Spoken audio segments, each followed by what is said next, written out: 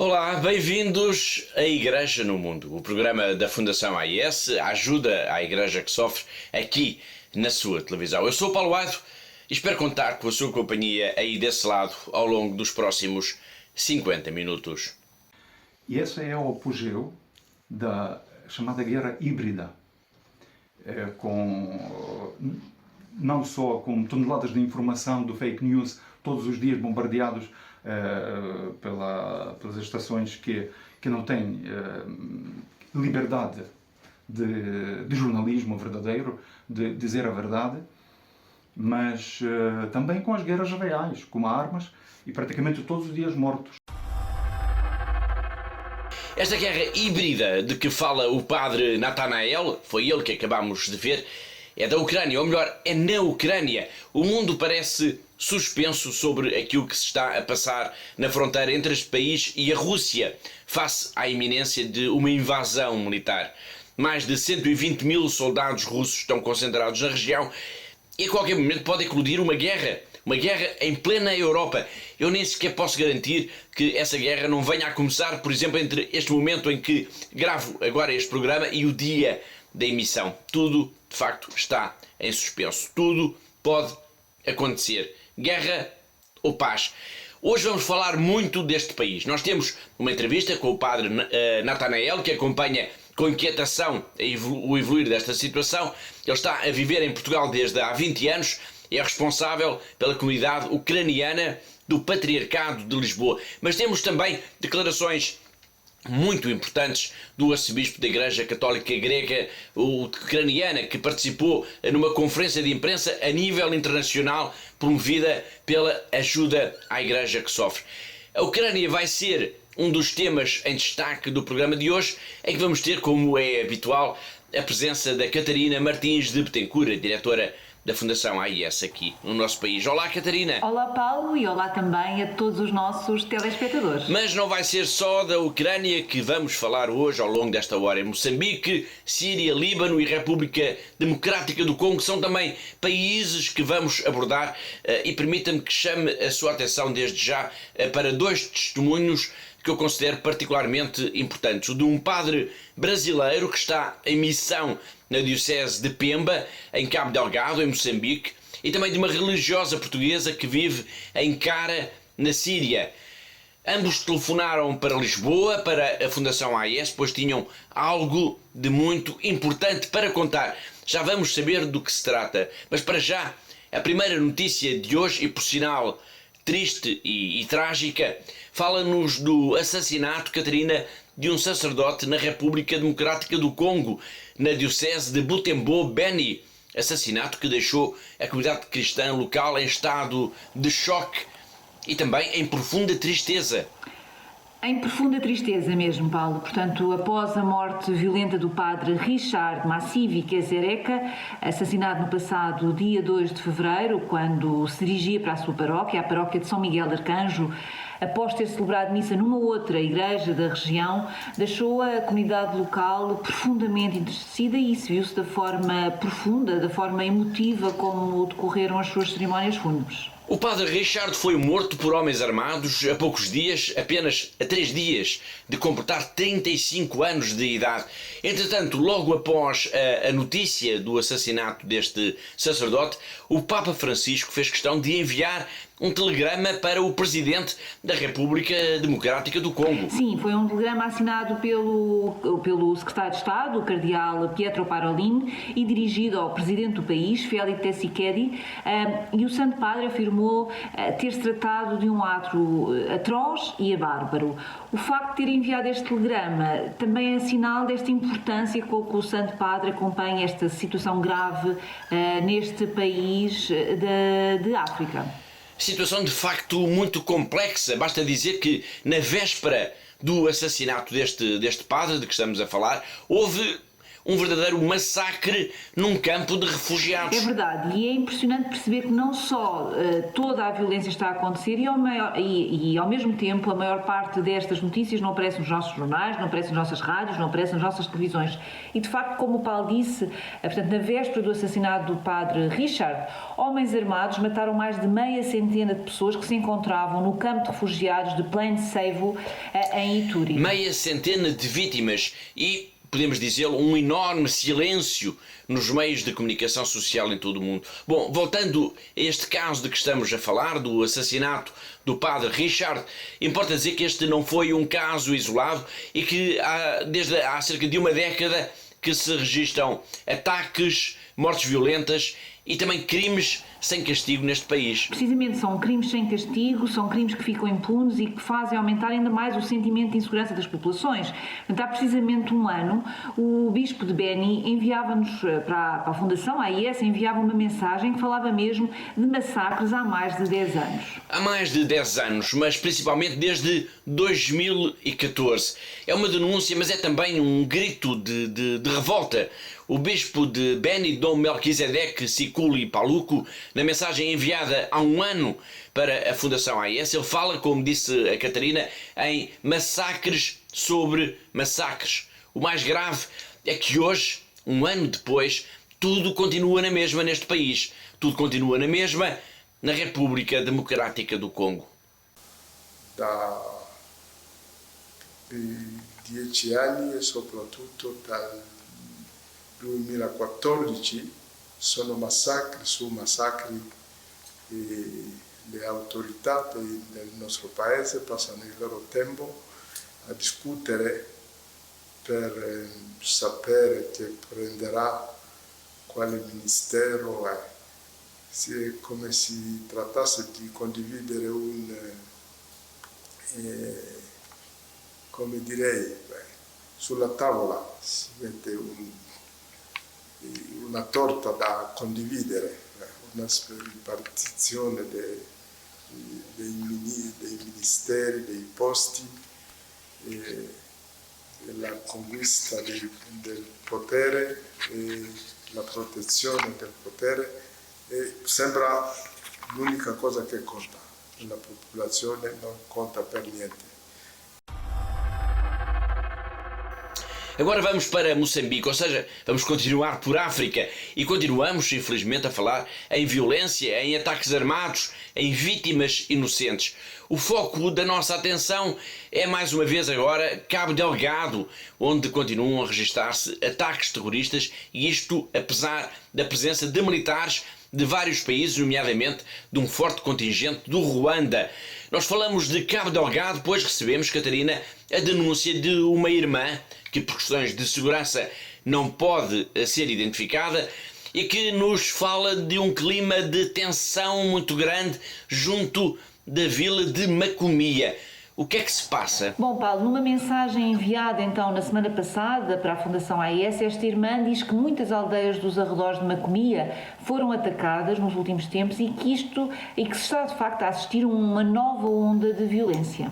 Ela refere uma situação de facto muito grave de rapto de pessoas. Sim, exatamente. Segundo esta religiosa, tem havido o rapto sistemático de pessoas que se encontram ou nas aldeias e nas machambas, principalmente mulheres e mães com as suas próprias crianças. Isso é de facto um dado muito relevante que nós vamos continuar a investigar e a desenvolver nos próximos programas. Para já, nós podemos dizer que todas as informações recolhidas pela Fundação AIS vão de facto no mesmo sentido. Grupos armados atacam aldeias, queimam casas, raptam e matam pessoas. E podemos dizer também, Catarina, que por causa de tudo isto, o sentimento de insegurança é muito grande. Sim, o sentimento de insegurança é muito grande e há aqui também uma certa contradição entre aquilo que se vai sabendo através das fontes da Igreja e o discurso oficial que aponta para um regresso à normalidade, com os terroristas a serem mortos e a serem expulsos da região. O relato da irmã, dos ataques, dos raptos e da violência é corroborado por outros testemunhos. É o caso do padre Eduardo Paixão, missionário do Sagrado Coração, que está na paróquia de Santo António, em Metuge, também na diocese de Pemba. e foi de lá, desde Cabo Delgado, que, ao telefone com o nosso programa, ele falou sobre estes mais recentes incidentes, os mais recentes ataques terroristas em Moçambique. Celebramos o Natal com a comunidade e nos parecia que tudo estava muito tranquilo, tudo a transcorrer muito bem. Contudo, ali na data de 30, 31 de dezembro, começou os ataques à aldeia de Nangororo, de Ibada, e depois ele foi se alastrando durante as primeiras semanas do ano de 2022 pelas aldeias de Mariri, que é vizinha a Moaguide, onde tínhamos uma grande escola, né, que era a maior escola e a escola secundária do distrito de Meluco. Então o pessoal fugiu dali, a aldeia de Mariri foi atacada, sofreu ataques, queimaram casas, né? E na semana seguinte tivemos mais ataques, seguindo as aldeias em direção ao distrito de Meluco. Foram 5 aldeias ao todo ali naquele distrito que eu tenho conhecimento, que foram atacadas, né? Pessoas que foram buscadas na sua machamba, trazidas para a aldeia para ver, né, esse intento dos insurgentes. Então o pessoal está com muito medo, muito inseguro. Recebi notícias essa semana de que em Chiuri, um dos acampamentos, chegou mais de 290 famílias, né, nesses lugares. Então, essa é um pouco a nossa situação de Meluco nesse momento. Essas são as informações. Na última semana voltou a rede de comunicação, né, as 2 redes que tinham sinais, que passamos desde dezembro, do final de dezembro, praticamente o mês de janeiro todo sem comunicação, também sem energia. Essas coisas foram retomadas, mas nada disso garante a segurança das pessoas voltarem ou a tranquilidade para poder voltar, né? Foi o padre Eduardo a falar sobre os ataques terroristas que continuam a assustar as populações, principalmente na província de Cabo Delgado. Estamos a falar de Moçambique. Hoje, lá mais para a frente, ainda iremos falar deste país lusófono a propósito da grande entrevista à irmã Mónica, uma religiosa portuguesa que está em missão em Nixinga, precisamente também junto de deslocados de Cabo Delgado. Mas para já quero recordar aos nossos telespectadores que a Fundação AIS está profundamente empenhada no apoio à Igreja moçambicana, que tem vindo a lidar com uma profunda crise humanitária como consequência, claro, destes ataques, desta onda de violência que teve início, recorde-se, em outubro de 2017 e que já causou mais de 3.000 mortos e mais também de 850.000 deslocados. Nós podemos dizer, Catarina, que Moçambique é um país prioritário para a Fundação AIS. Sim, sem dúvida, Paulo, e não poderia ser de outra forma. Portanto, a Fundação AIS tem-se, a ajuda da Fundação AIS tem-se materializado em projetos de assistência pastoral e de apoio psicossocial, mas também no fornecimento de materiais para a construção de casas, centros comunitários e ainda a aquisição de veículos para os missionários. Portanto, sinal também deste apoio, desta preocupação com que seguimos Moçambique. Portanto, os nossos benfeitores aqui em Portugal estão a receber, ou já receberam por estes dias, um relatório, um boletim, todo ele dedicado a este país, dedicado a Moçambique, em que damos exemplos concretos desta solidariedade para com a Igreja deste país. Embora seja destinado a benfeitores da Fundação AIS, se algum dos nossos telespectadores desejar receber também um exemplar desse boletim, como é que pode fazer? É muito fácil, Paulo. Basta entrar em contato connosco ou através da internet no nosso site que está a passar neste momento e fazer o pedido deste boletim, ou então ligar-nos para o nosso telefone que também está a passar em rodapé e dizer que quer receber em sua casa um boletim de Moçambique. No momento em que os tambores da guerra parecem querer fazer-se ouvir com milhares de soldados russos junto à fronteira da Ucrânia, a Igreja reafirma o seu compromisso na paz, no diálogo e no apoio às populações mais ameaçadas. Isso mesmo foi dito, Catarina, por Dom Sviatoslav Shvekut, o arcebispo da Igreja Católica Greco-Ucraniana, numa conferência de imprensa internacional organizada na semana passada pela Fundação AIS. Exato, Paulo. Não foi só reafirmado, portanto, este compromisso pela paz e pelo apoio às populações, em particular aquelas que se encontram no centro do conflito, como foi também pedido um apoio expresso a todos os cristãos em todo o mundo para se unirem aos ucranianos em oração para que a guerra não volte a esta região da Europa. Já iremos falar desse pedido de oração, mas para já eu gostaria de chamar a atenção dos nossos telespectadores para a crise humanitária que já se faz sentir nessa região, principalmente na fronteira entre a Ucrânia e a Rússia, especialmente nas zonas de Donetsk e Luhansk. Sim, Dom Sviatoslav Chevskut lembrou que muitos dos que vivem na região de Donetsk e Luhansk têm mais de 65 anos e, por exemplo, não conseguem ou têm muita dificuldade em receber as suas pensões. E também aí, portanto, nesta simples mas crucial questão, a Igreja tem sido essencial e tem desempenhado um papel crucial mesmo. O arcebispo disse mesmo na conferência de imprensa da Fundação AIS que os padres que estão nessas zonas em disputa são verdadeiros heróis. Exato, esse foi um dos momentos talvez mais marcantes do encontro. Ele disse que os sacerdotes permanecem nesses dois territórios com o povo e que são verdadeiros heróis do nosso tempo e disse que eles não vão fugir, que vão ficar por ali, independentemente do que venha a acontecer. É algo que merece o nosso apreço, é algo que merece o nosso aplauso. A situação na Ucrânia é de facto muito incerta e apesar de todos os esforços diplomáticos, a escalada militar parece de alguma forma imparável.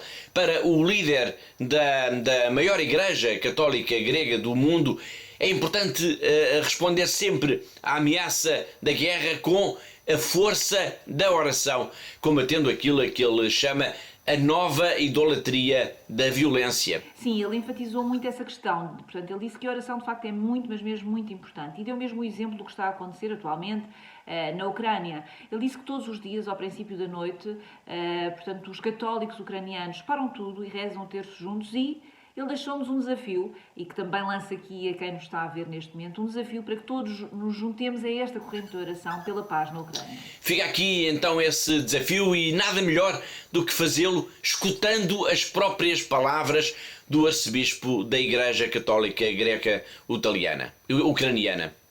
So, first response is a prayer.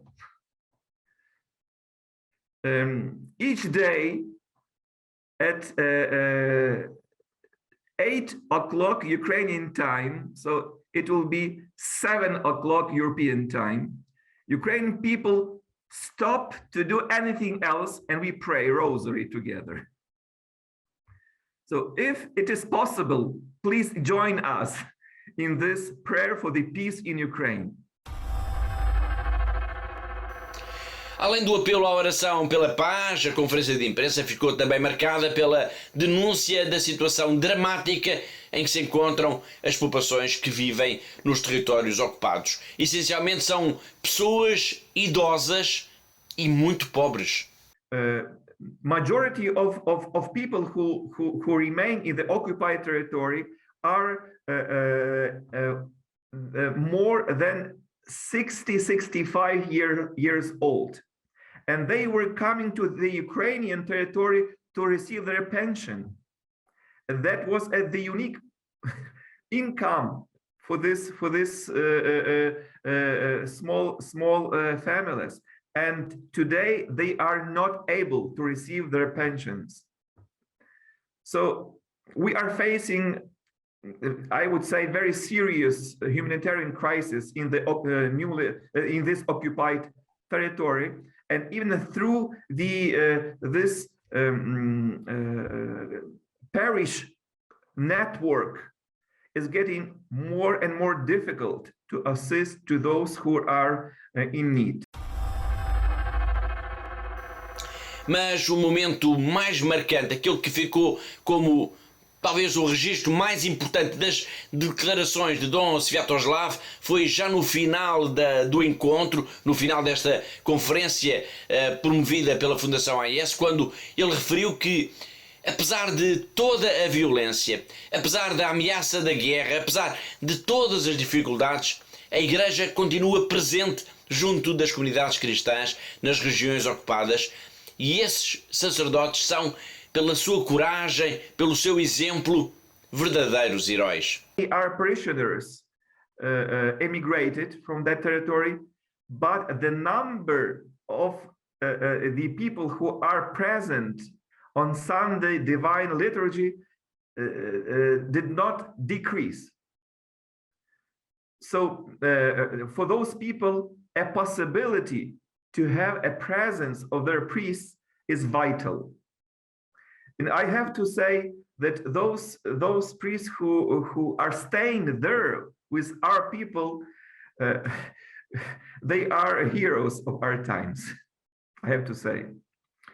But that was our policy and will be our policy, even if, God forbid, new occupation will be happening.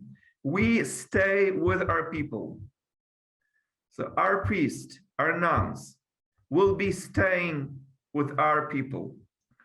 Will not escape, as we remain in the occupied Crimea, in Donbass, in Luhansk.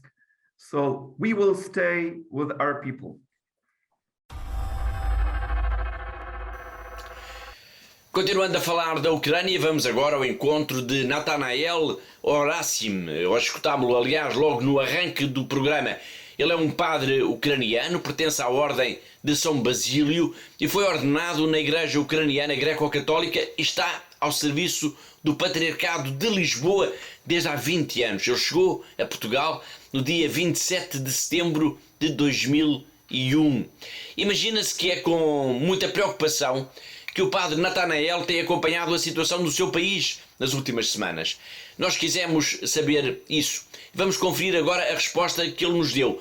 A resposta à primeira pergunta de uma entrevista que nos vai acompanhar por aqui ao longo das próximas semanas. Sabe, Paulo, é como dor, apreensão, posso dizer medo também. Medo no sentido que não aconteça o pior. Não só para a minha pátria, para a minha mãe Ucrânia, que está na Europa, o centro geográfico da Europa está na Ucrânia, mas pode ter consequências não só para a Europa e para o mundo inteiro. Acompanho esta situação desde 2014, não só com estes sentimentos negativos, mas também com oração e muita confiança. Confiança que o Senhor, na sua providência, preparou algo maior e melhor. E tanto para a Ucrânia como para todas as pessoas de boa vontade, todos que têm o coração aberto ao Príncipe da Paz, que era a Rainha da Paz, a Mãe de Cristo, que é a cabeça da Igreja, por isso ela é a Mãe da Igreja, a nossa Mãe, nos deu. E quer dar hoje, agora, ao mundo todo. Esta, como disse há pouco, estamos a ver uma situação que, no fundo, já teve início em 2014, com a ocupação, digamos assim, de alguns territórios da Ucrânia, ou pela Rússia, ou por forças próximas da Rússia. Pela Rússia mesmo. Pela Rússia mesmo. Digamos, acha que há aqui uma estratégia, de alguma forma, da Rússia de querer ocupar pelo menos a parte da Ucrânia em que a população se identifica mais com a Rússia, ou o que é que poderá estar por trás de toda esta tensão, tanto mais que agora estamos num momento de quase conflito, não é? Guerra. Não é quase conflito, Paulo, é mesmo guerra. É uma guerra que já começou não 1 mês e meio, 2 meses atrás, mas há 8 anos. E esse é o apogeu da chamada guerra híbrida, não só com toneladas de informação, do fake news, todos os dias bombardeados pelas estações que não têm liberdade de jornalismo verdadeiro, de dizer a verdade, mas também com as guerras reais, com armas, e praticamente todos os dias mortos, não só soldados ucranianos que não estão na Rússia, mas estão a defender a sua pátria, mas também os civis e sobretudo crianças. E isso é péssimo, isso é mau, porque é uma guerra no centro da Europa, tudo bem, nas fronteiras leste da Ucrânia, O centro da Europa fica mais na Ucrânia, na parte ocidental da Ucrânia, mas fica no centro da Europa, silenciada muitas vezes ao longo destes últimos 8 anos. Agora vamos até à Síria e a situação é grave. O governo de Damasco deixou de subsidiar o preço de grande parte dos bens de primeira necessidade, expondo com isso grande parte também da população a uma pobreza ainda mais acentuada. Em causa está, Catarina, a aquisição de coisas tão básicas como, por exemplo, o pão ou o arroz. Sim, coisas tão básicas como, por exemplo, o pão, o arroz, o açúcar, mas também os combustíveis, o gás, o chamado mazout, que é usado e que é essencial para o aquecimento das habitações nesta altura de inverno. Quem melhor nos pode falar sobre esta situação crítica em que se encontram as populações da Síria é a irmã Maria Lúcia Ferreira, mais conhecida entre nós como a irmã Miri. Nós falámos com ela ao telefone e já vamos escutá-la, mas antes, Catarina, importa ainda dizer que alguns destes produtos viram os seus preços serem aumentados de forma quase que brutal. Sim, é o caso do pão. Portanto, em pouco tempo, o preço do pão passou de 250 libras, ou seja, cerca de 8 cêntimos, para 1.500 libras, qualquer coisa como 50 cêntimos. Portanto, concordo em absoluto consigo quando diz que, de facto, é um aumento brutal do preço do pão e o resultado está a ser dramático para as famílias. Se antes as pessoas se acotovelavam nas filas, isto apesar das senhas, para conseguirem adquirir pão para as necessidades do dia-a-dia, agora, relata-nos a irmã, as lojas não conseguem vendê-lo, porque as populações não têm dinheiro suficiente para o adquirir. Mas há outros dados que a irmã Miri nos conta e que são, Catarina, também muito inquietantes. Sim, exemplo também desta enorme precariedade em que vivem as populações. Por exemplo, neste inverno, que se revelou particularmente frio, muitas pessoas, e face à impossibilidade de adquirirem combustível para o aquecimento das suas casas, chegaram ao ponto de terem de queimar sapatos e roupa para fazerem face às temperaturas muito baixas. E isto, Paulo, reflete bem o total desespero destas populações na Síria. Vamos então escutar a irmã Miri em 2 momentos da sua mensagem ao telefone para a Fundação AIS em Lisboa. Primeiro, a questão do frio e da falta de dinheiro para os combustíveis, o que levou as famílias a terem de queimar roupa e sapatos velhos para aquecerem as casas. Queimar roupa e sapatos velhos para aquecerem as casas. As pessoas aqui, a maior parte deles, muitos, não tinham como se aquecer no inverno, e então o que é que faziam? Apanhavam, não importa o quê, botas velhas, roupa velha, etc., plástico, tudo o que podia arder e dar um bocadinho de calor, as pessoas utilizavam o que podiam, quer dizer. A madeira é muito cara também e há pouca aqui nesta região. Nós aqui no mosteiro tínhamos algumas árvores que morreram no verão e não trouxemos logo toda a lenha para cá para proteger, de um lugar protegido. Ela foi roubada, por exemplo. E tudo o que é mesmo alimentos no jardim assim começam a desaparecer. As pessoas entram e roubam. E as coisas estão a ficar de mal a pior. Foi a irmã Miri a descrever como, neste inverno, famílias tiveram de queimar roupa e sapatos para aquecerem as suas casas. Mas o momento mais forte da mensagem enviada para Lisboa por esta religiosa portuguesa foi quando se referiu ao aumento do preço do pão, às dificuldades que as pessoas sentem agora no dia-a-dia para sobreviver, pedindo também as nossas orações pela Síria, mas também pelo Líbano e pelos cristãos que vivem na Terra Santa. As padarias estavam sempre cheias de gente a querer a comprar pão e às vezes não havia suficiente. Muitas vezes não havia suficiente, faziam filas e depois não lhes calhava. Agora é o contrário. Havia pão que ficou na loja porque as pessoas não têm dinheiro para comprar. A vida está a tornar-se muito, muito, muito, muito difícil aqui na Síria. Está a ficar como no Líbano agora, onde o governo já não pode dar apoio a nenhum bem essencial. E aqui, a mesma coisa quase. está a ficar assim. E os preços que aumentam e etc., as pessoas já não vão conseguir ter que comer muito próximo. E não se vê melhoras do que o lado do exterior que fazem este embargo, estas sanções contra a Síria. Rezai por nós, é o que vos peço, rezai por nós, para que o Senhor ouça esta situação aqui na Síria, no Líbano, em toda a Terra Santa, onde os cristãos estão a já não conseguir viver. Da Síria e deste pedido de orações para os cristãos, não só neste país, mas também do Líbano e da Terra Santa, nós vamos agora até Macau. Vamos ao encontro do nosso correspondente, o jornalista José Miguel Encarnação. Desde esta diocese que é tão especial, situada no sul da China, onde se reza e fala ainda em português, um olhar também muito especial sobre a vida da Igreja. A Diocese de Macau voltou a juntar-se à festividade do Ano Novo Lunar, tendo Dom Stephen Lee presidido a missa de Ano Novo chinês na Igreja da Sé Catedral no passado dia 1 de fevereiro. À semelhança de outros anos, o Bispo de Macau convocou os católicos à Sé Catedral e, coadjuvado por alguns sacerdotes, dirigiu-se à Assembleia com palavras de ânimo, pedindo às largas dezenas de fiéis para que se comprometam com a Igreja e a sociedade em geral. Junto ao altar reservado às imagens de Nossa Senhora de Fátima e dos pastorinhos Jacinto e Francisco Marto, foi colocada uma imagem de Nossa Senhora da China.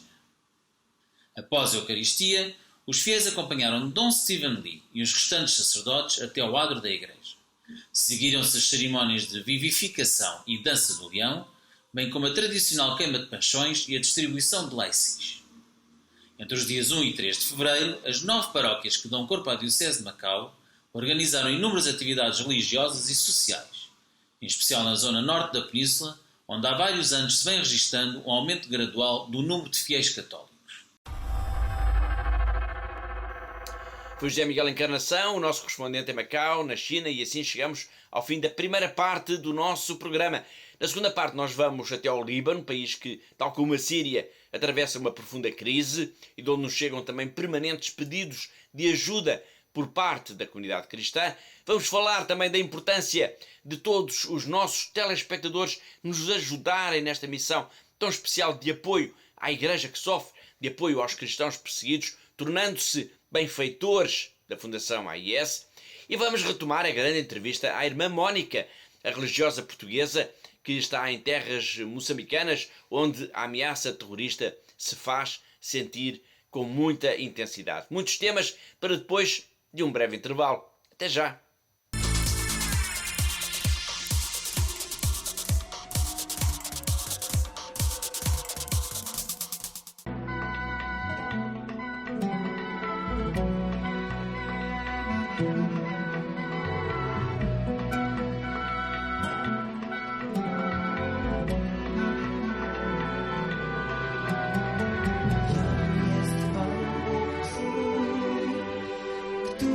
Ciebie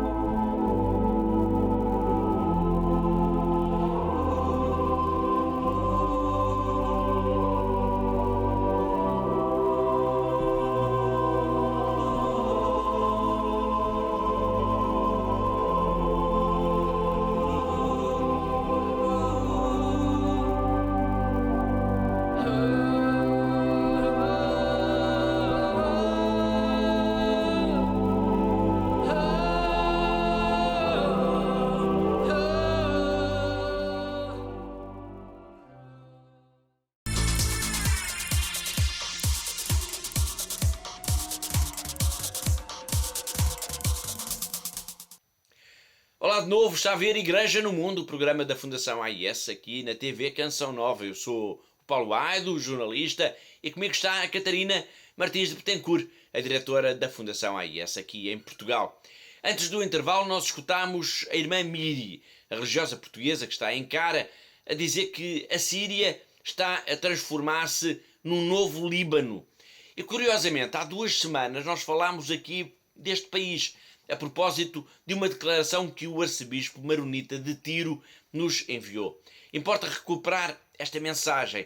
Na verdade, foi mais do que uma declaração, foi um lamento, Catarina, perante a situação dramática que estão a viver estas populações. Sim, Paulo, foi sem dúvida um testemunho fortíssimo, portanto, em que um responsável da Igreja do Líbano descreve as imensas necessidades da população, o sofrimento das famílias mais empobrecidas, pessoas que precisam de ajuda a todos os níveis. Ele diz-nos, e gostaria aqui de chamar a atenção também aos nossos telespectadores para isso, pois é quase, podemos dizer, uma fotocópia do que ouvimos há pouco pela voz da irmã Miri, que as famílias libanesas também já não têm muitas vezes alimento, não têm medicamentos, não têm eletricidade, não têm leite ou não têm pão, e como se imagina, são os mais pobres que são atingidos por esta crise. São sempre os mais pobres, os mais afetados pela crise. Precisam de pão para continuar a viver, diz-nos Dom Charbel. Ele gravou este vídeo, esta mensagem, como um alerta, mas também como um agradecimento. Um agradecimento pela resposta pronta que a Fundação AIS deu aos seus pedidos de ajuda. Il y a presque 2 ans, nous vivons au Liban dans une crise économique terrifiante. Alors, vraiment, les gens sont dans le grand besoin. Ils ont besoin de tout, de la nourriture, de l'électricité, des médicaments, du lait. Alors, à tous les niveaux, alors ils ont besoin de quoi pour vivre et continuer leur vie.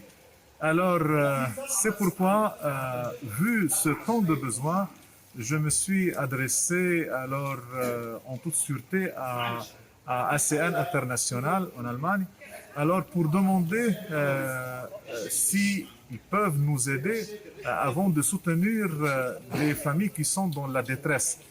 Alors, heureusement, ils ont répondu, disons, généreusement et avec toute vitesse en nous envoyant, disons, des aides financières afin d'acheter des paquets alimentaires. Ils ont même fait un programme pour nous. Alors, ce programme s'étend jusqu'au mois de juillet. Alors, il s'agit de distribuer 4 fois et à chaque fois 1500 paquets alimentaires distribués dans toutes les paroisses de notre diocèse. Alors, vraiment, c'est une initiative alors qui montre beaucoup pour nous, qui signifie beaucoup pour nous. Alors, les gens au Liban dans nos paroisses sont très attachés à leur foi et les gens maintenant sont très contents de voir que l'Église, que ce soit au Liban ou que ce soit en Allemagne, est très solidaire avec eux. Alors, c'est très touchant, surtout que les gens sont très attachés à donner toujours un témoignage de vivre leur foi. Alors, nous adressons un grand remerciement de cœur, de tout cœur, et même, alors, nous élevons nos prières à l'intention de ACN, alors, qui cherche toujours à être solidaire avec notre diocèse. Et voilà, alors, aujourd'hui, les gens sont très contents de voir que l'Église est solidaire avec eux. Et ils donnent, disons, ces paquets pour soutenir leur vie, pour qu'ils puissent, disons, continuer à vivre dans leur dignité.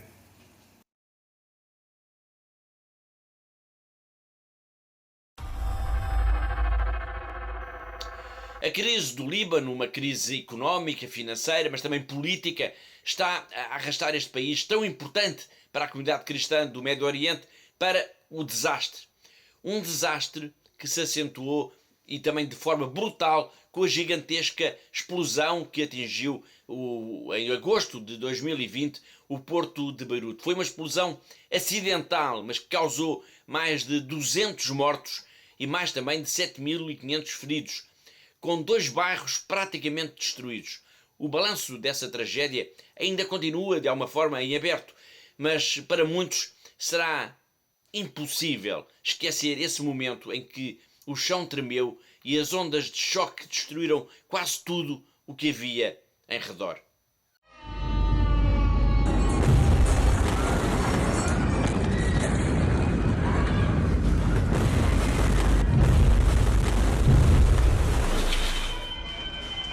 This sound is always in my mind and in my thought.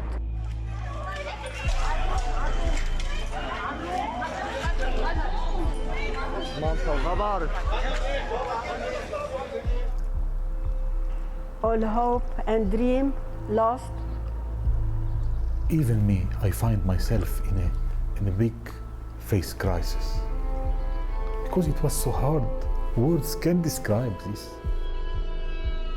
We lost everything in one moment. I heard a voice in my interior said, I'm here. God is here.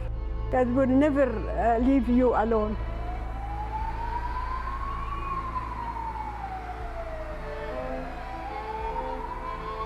People are suffering and they are feeling lonely, very lonely. وأنا انبسطت بالكرتونة يعني المواد الغذائية، بس أنا انبسطت أكتر إنه في عندي حدا من برا فكر فيي، فكر بعائلتي وبالطفالة.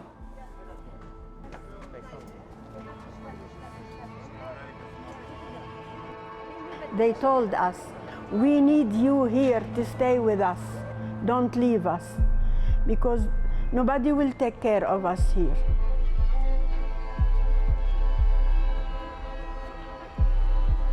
Help us to stay here, not to leave the area and not to leave Lebanon.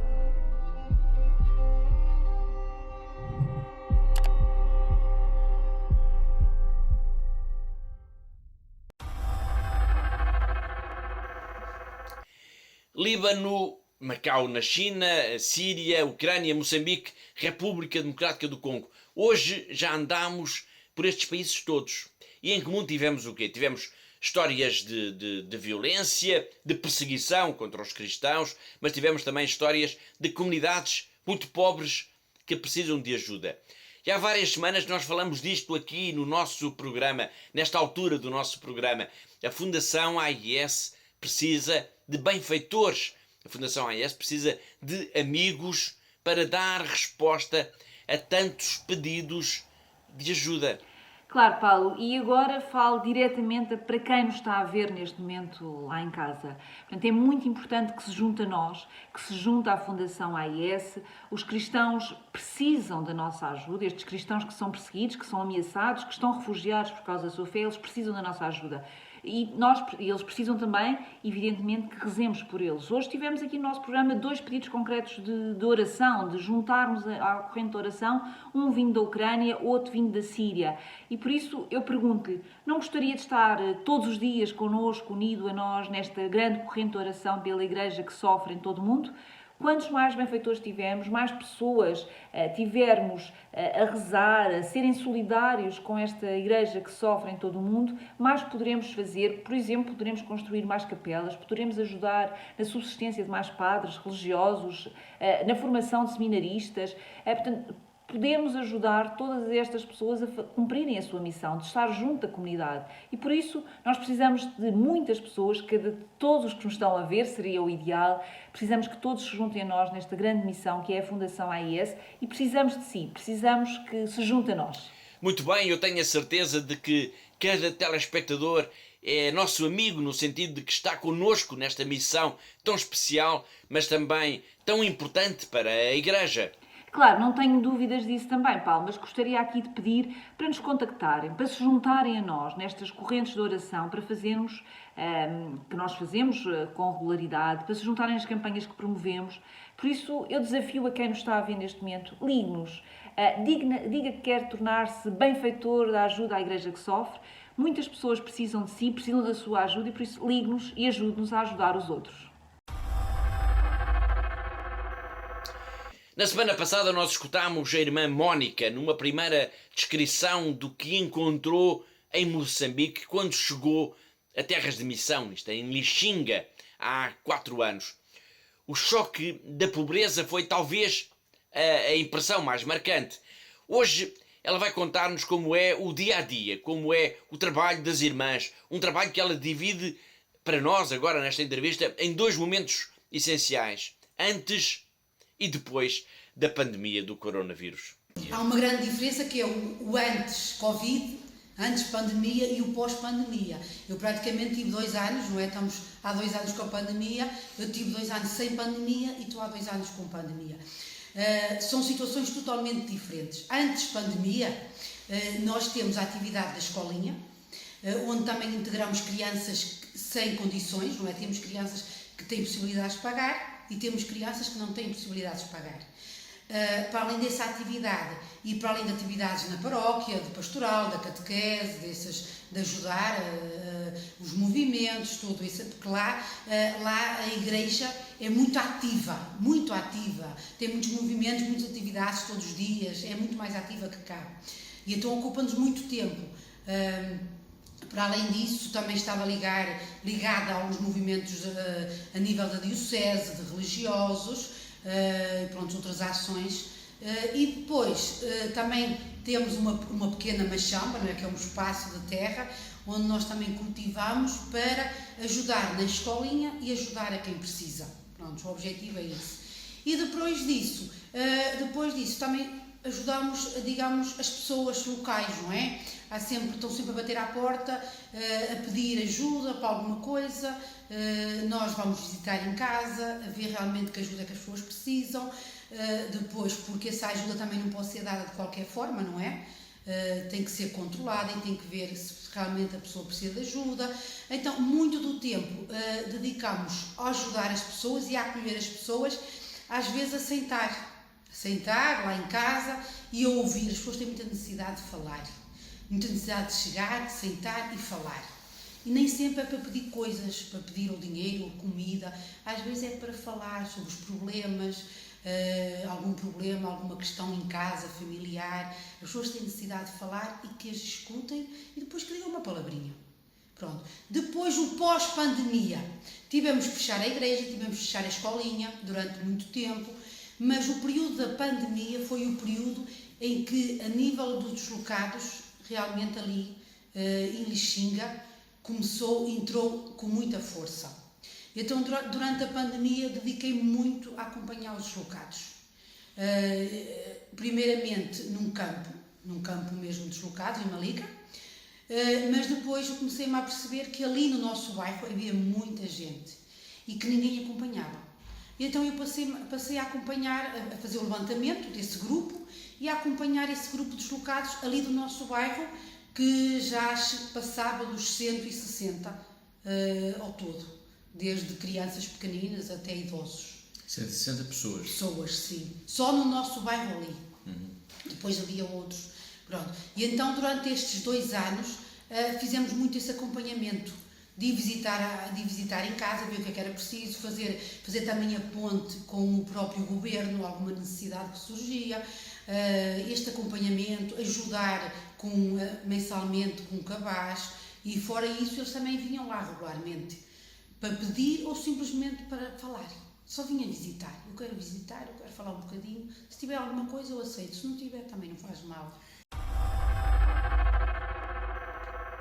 Foi a irmã Mónica, cujo testemunho sobre a missão que vem realizando em Lixinga, em Moçambique, vamos continuar a acompanhar por aqui na próxima semana. E nem de propósito, o Papa Francisco dedicou o vídeo deste mês de fevereiro, a mensagem que nos envia todos os meses, ao trabalho das mulheres consagradas. O que é que seria a Igreja sem as religiosas? Esta é uma das perguntas, uma das reflexões que o Santo Padre nos fez neste mês e que vamos ver agora no vídeo do Santo Padre.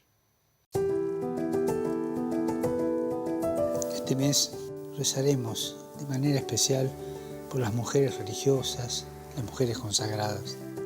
¿Qué sería la Iglesia sin las religiosas y laicas consagradas? No se puede entender la Iglesia sin ellas. Animo a todas las consagradas a discernir y a elegir lo que conviene para su misión frente a los desafíos del mundo que estamos viviendo. Las exhorto a seguir trabajando y a hacer incidencia con los pobres, con los marginados, con todos los que están esclavizados por los traficantes. Especialmente les pido que hagan incidencia en esto. Y recemos para que puedan ellas mostrar la belleza del amor y la compasión de Dios como catequistas, teólogas, acompañantes espirituales. Les invito a luchar cuando en algunos casos son injustamente tratadas, incluso dentro de la Iglesia, cuando su servicio, que es tan grande, se lo reduce a servidumbre, y a veces por hombres de la Iglesia. No se desanimen, sigan dando a conocer la bondad de Dios a través de las obras apostólicas que hacen, pero sobre todo a través del testimonio de consagración. Recemos por las mujeres religiosas y consagradas, agradeciéndoles su misión y valentía para que sigan encontrando nuevas respuestas frente a los desafíos del tiempo actual. Gracias por lo que son, por lo que hacen y por cómo lo hacen.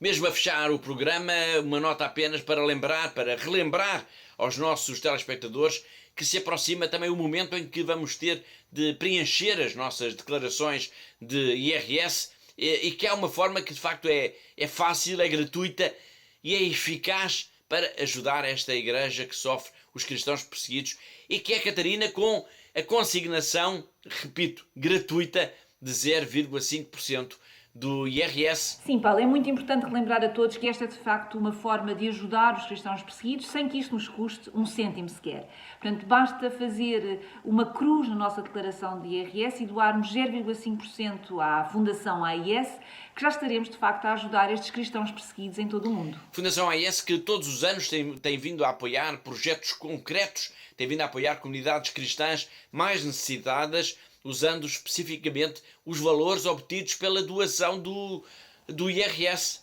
Sem dúvida, Paulo, e hoje vou uma vez mais relembrar que, graças à generosidade dos nossos benfeitores, a Fundação AIS apoia diretamente 1 em cada 8 seminaristas em todo o mundo, 1 em cada 9 sacerdotes e 1 em cada 35 religiosas em todo o mundo. Portanto, estes são números impressionantes, a meu ver, mas ao mesmo tempo que nos dão muita responsabilidade, porque todos eles, todos estes padres, estas irmãs, estes seminaristas, precisam diariamente da nossa ajuda e contam connosco para terem essa ajuda. E nós não podemos falhar e por isso nós precisamos de facto que nos ajude para nós podermos ajudar todos estes missionários a cumprirem a sua missão. É isso mesmo, fazendo uma cruz na sua declaração do IRS está a ajudar a suportar a cruz do sofrimento dos cristãos no mundo. E assim chegamos ao fim do nosso tempo, ao fim de mais um Igreja no Mundo, o programa da Fundação AIS aqui na sua televisão. Resta-me agradecer a colaboração da Catarina, a diretora da AIS em Portugal, assim como de todos os que ajudaram a produzir, a editar e a levar até si este programa. Já sabe, eu conto consigo sempre aí desse lado na próxima semana. Até lá, se Deus quiser.